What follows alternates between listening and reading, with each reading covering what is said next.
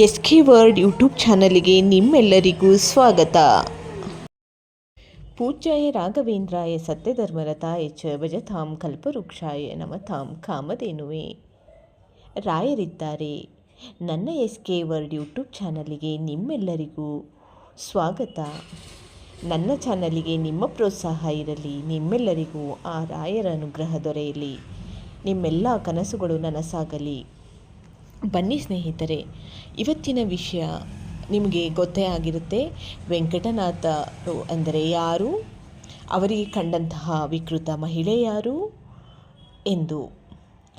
ವೆಂಕಟನಾಥ ಎಂದರೆ ರಾಯರೇ. ರಾಯರ ಸನ್ಯಾಸತ್ವ ಸ್ವೀಕರಿಸುವ ಮುನ್ನ ಇದ್ದಂಥ ಹೆಸರು. ತಿಪ್ಪಣ್ಣಾಚಾರ್ಯವರ ಮಗ. ತಿಪ್ಪಣ್ಣಾಚಾರ್ಯನವರು ಶ್ರೀನಿವಾಸ ದೇವರ ಅಚಲ ಭಕ್ತನಾಗಿರೋದ್ರಿಂದ ಗಂಡು ಮಗು ಹುಟ್ಟಿತೆಂದು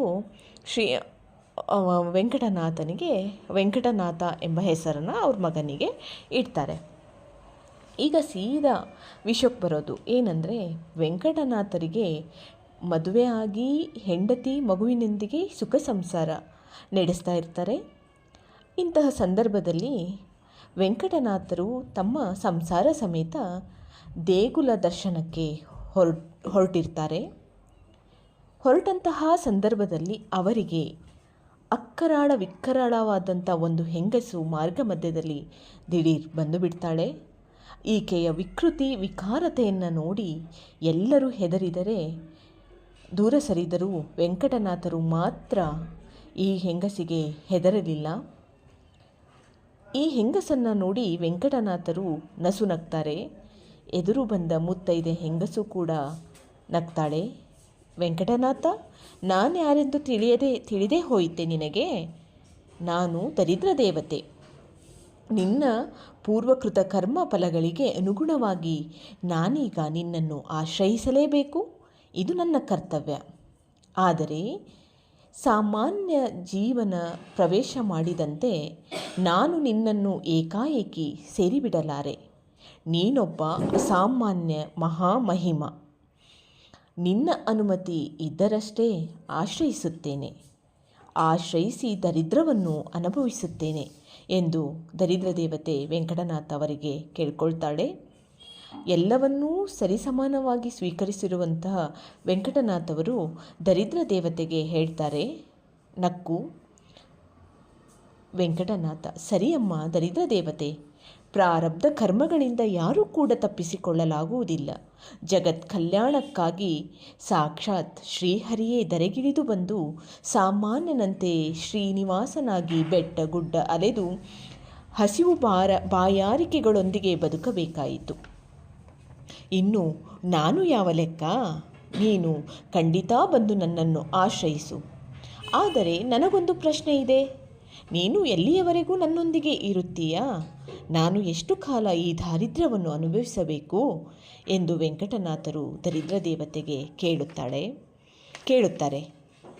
ಆಗ ದರಿದ್ರ ದೇವತೆ ವೆಂಕಟನಾಥರ ಪ್ರಶ್ನೆಗೆ ಉತ್ತರಿಸುತ್ತಾ, ನಿನ್ನ ಹೆಂಡತಿ ಬಂದು ನಿನಗೆ ಗುರುಗಳ ಬಳಿ ಹೋಗೋಣ ಎಂದು ಕೇಳುತ್ತಾಳೆ. ಅಲ್ಲಿಯವರೆಗೂ ಈ ದಾರಿದ್ರ್ಯ ತಪ್ಪಿದ್ದಲ್ಲ. ಅಂದು ನಾನು ನಿನ್ನನ್ನು ಬಿಟ್ಟು ತೊಲಗುತ್ತೇನೆ ಎನ್ನುತ್ತಾಳೆ. ಈ ಮಾತು ಜೊತೆಗೊಂದು ಷರತ್ತು ವಿಧಿಸುತ್ತಾಳೆ. ನಿನ್ನ ಹೆಂಡತಿ ತಾನೇ ನಡೆಯಿರಿ ಗುರುಗಳ ಬಳಿ ಎಂದು ಹೇಳಬೇಕೇ ಹೊರತು ಎಂತಹದ್ದೇ ಕಷ್ಟ ಬರಲಿ ನೀನಾಗಿ ಹೆಂಡತಿಗೆ ಈ ಗುಟ್ಟನ್ನು ಬಿಟ್ಟುಕೊಡಬಾರದು ವೆಂಕಟ ಎಂದು ಷರತ್ತು ಹಾಕುತ್ತಾಳೆ. ಅದರಂತೆ ದರಿದ್ರ ದೇವತೆಯ ಷರತ್ತನ್ನು ಒಪ್ಪಿ ಜೀವನದ ಅತ್ಯಂತ ಕಷ್ಟ ದಿನಗಳನ್ನು ಸ್ವಾಗತಿಸುತ್ತಾರೆ ವೆಂಕಟನಾಥರು. ದರಿದ್ರ ದೇವತೆ ವೆಂಕಟನಾಥರನ್ನು ಆಶ್ರಯಿಸಿದ್ದಾಯಿತು. ಇದರೊಂದಿಗೆ ದಟ್ಟ ದಾರಿದ್ರ್ಯ ದಿನಗಳು ವೆಂಕಟನಾಥರವರಿಗೆ ಪ್ರಾರಂಭವಾದವು. ಯಾವ ಮಟ್ಟಕ್ಕೆ ಎಂದರೆ, ವೆಂಕಟನಾಥರು ದಾರಿದ್ರ್ಯಕ್ಕೆ ಉಪಮೆಯೇ ಸಿಗದಿರುವಷ್ಟು ತೀವ್ರತೆಯಲ್ಲಿ ಬಡತನ ಹೇಗೆಲ್ಲ ಇರುತ್ತೆ. ಇದಾದ ಎರಡೇ ದಿನಕ್ಕೆ ಮನೆಗೆ ಕಳ್ಳರು ನುಗ್ಗಿ ಇರುವುದನ್ನೆಲ್ಲ ದೋಚುತ್ತಾರೆ. ಇದ್ದ ಮನೆ ಸೋರಲಾರಂಭಿಸುತ್ತದೆ. ಹರಿದ ಬಟ್ಟೆ, ಹಸಿವು, ಹೊಟ್ಟೆ, ದಿನಚರಿ ಎಂಬಂತಾಗಿ ಬಿಡುತ್ತದೆ. ಬಡತನ ನೋಡಿದ ಬಂಧುಗಳು ದೂರದಲ್ಲೇ ನಿಂತು ಬಿಡುತ್ತಾರೆ. ಇರೋ ಒಬ್ಬ ಮಗನಿಗೆ ಹಾಲು ಅನ್ನ ಕೊಡೋಣ ಎಂದರೂ ಬಿಡಿಗಾಸಿಲ್ಲ. ಅನಿವಾರ್ಯವಾಗಿ ಮಕ್ಕಳಿಗೆ ವೇದ ಪಾಠ ಕೊಟ್ಟಾದರೂ ದುಡಿಮೆ ಮಾಡೋಣ ಎಂದುಕೊಂಡರೆ ಅದಕ್ಕೂ ಕಲ್ಲು ಬೀಳುತ್ತಿದೆ. ದಿಕ್ಕೇ ತೋಚದ ದರಿದ್ರ ಜೀವನ ವೆಂಕಟನಾಥರನ್ನು ಕಾಡಲಾರಂಭಿಸುತ್ತದೆ. ಸಮುದ್ರದ ನಂಟು ಉಪ್ಪಿಗೆ ಬರ ಎನ್ನುವಂತೆ ಮಹಾನ್ ವಿದ್ವಾಂಸರನ್ನು ಕೈ ಹಿಡಿದ ಸುಮಂಗಲಿ ಸರಸ್ವತಿಗೆ ಜೀವನವೇ ಅಯೋಮಯ ಎನಿಸಿಬಿಡುತ್ತದೆ. ಆದರೆ ವಿಧಿಯಿಲ್ಲ, ಅನುಭವಿಸಲೇಬೇಕು. ಯಾಕಂದರೆ ಅಂದುಕೊಂಡಿದ್ದೆಲ್ಲ ಜೀವನ ಅನುಭವಿಸಿದ್ದು ಅನ್ನೋದು ಜನಜನಿತ ಸತ್ಯ. ಈ ಮಾತಿಗೆ ಬದ್ಧರಾಗಿ ಗಂಡನ ಕಷ್ಟಕ್ಕೆ ಹೆಗಲಾಗಿ ಸಹನೆ ಕಾಯ್ದುಕೊಂಡು ಸಾಗುತ್ತಾರೆ ಸರಸ್ವತಿ.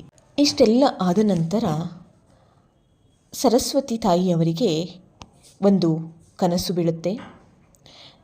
ದಟ್ಟ ದಾರಿದ್ರ್ಯದ ದಿನಗಳನ್ನು ಅನುಭವಿಸುತ್ತಿದ್ದ ಆ ಪತಿವ್ರತ ಶಿರೋಮಣಿಗೆ ಕನಸಿನಲ್ಲಿ ವೆಂಕಟನಾಥರ ಪರಮಗುರು ಅಂದರೆ ಗುರುವಿನ ಗುರು ಇರುತ್ತಾರಲ್ಲ ಅವರು. ಇನ್ನು ಸರಳೀಕರಿಸಿ ಹೇಳುವುದಾದರೆ ವೆಂಕಟನಾಥರ ಗುರು ಸುಧೀಂದ್ರ ತೀರ್ಥರು. ಇವರ ಗುರುಗಳಾದ ವಿಜಯೇಂದ್ರ ತೀರ್ಥರು ಕನಸಿನಲ್ಲಿ ಕಾಣಿಸಿಕೊಳ್ತಾರೆ. ಮಹಾನ್ ಶಕ್ತಿವಂತರಾದ ಇವರು ಕನಸಿನಲ್ಲಿ ಒಂದು ಸಲಹೆ ನೀಡುತ್ತಾರೆ. ತಾಯಿ, ನಿನ್ನ ಪತಿ ಮಹಾಮಹಿಮ. ಅಂತಹ ಮಹಾಮಹಿಮ ಈ ರೀತಿ ಕಷ್ಟಗಳನ್ನು ಅನುಭವಿಸುವುದು ಜಗತ್ತಿಗೆ ಒಳ್ಳೆಯದಲ್ಲ. ನೀನು ಅವನ ಬಳಿ ಹೋಗಿ ನಿಮ್ಮ ಗುರುಗಳ ಬಳಿ ಹೋಗೋಣ ಎಂದು ಕೇಳು. ಅಂದೇ ಅವನ ದಾರಿದ್ರ್ಯವೆಲ್ಲ ನಿವಾರಣೆಯಾಗುತ್ತೆ ಎಂದು ಸಲಹೆ ಕೊಡ್ತಾರೆ ವಿಜಯೇಂದ್ರ ತೀರ್ಥರು. ರಾತ್ರಿ ಕಳೆದು ಬೆಳಗಾಗುವುದನ್ನೇ ಕಾಯುತ್ತಿದ್ದ ಸರಸ್ವತಿಯವರು ವೆಂಕಟನಾಥರ ಬಳಿ ಬಂದು, ಇನ್ನೆಷ್ಟು ದಿನ ಈ ಕಷ್ಟ ಕಾರ್ಪಣ್ಯ? ನೀವು ವೇದ ಪಾರಂಗತರಲ್ಲವೇ?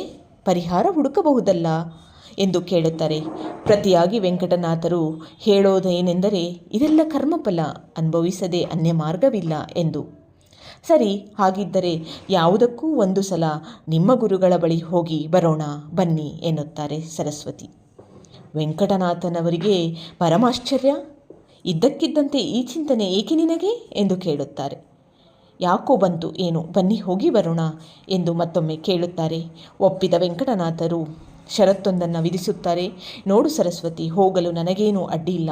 ಗುರುಗಳನ್ನು ನೋಡಿದರೆ ನನಗೂ ಖುಷಿಯಾಗುತ್ತದೆ. ಆದರೆ ಹೋದ ಮೇಲೆ ಎಂಥದ್ದಾದರೂ ಕಷ್ಟ ಕಾರ್ಪಣ್ಯ ಬಂದರೆ ಮಾನಸಿಕವಾಗಿ ನೀನು ಸಜ್ಜಾಗಿರಬೇಕು, ವಿರೋಧಿಸಲು ಮುಂದಾಗಬಾರದು ಎಂದು ವಿಶೇಷ ಸೂಚನೆಯನ್ನು ಕೊಡುತ್ತಾರೆ.